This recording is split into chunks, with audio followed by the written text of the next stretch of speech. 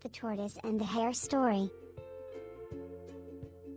All the animals in the forest knew that the hare is the fastest among them. He could run through long roads without any hard effort. One day, the hare saw a tortoise who was laboriously making his way in the forest. The hare stopped and started mocking the poor tortoise.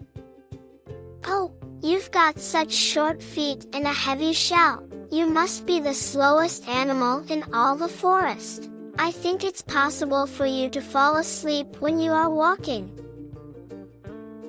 Go ahead and make fun of me. Until this day, I have always managed to arrive at my destination, and when I think about it carefully, I even think that it's possible for me to beat you in a race.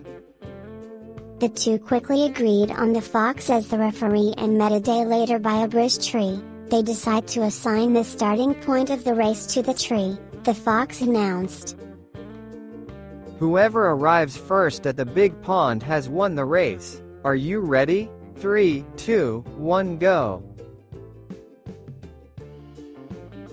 After a short time, he had already finished half the race. He turned around and found that the tortoise had only took a few steps. He whispered, "Okay, it's an easy one.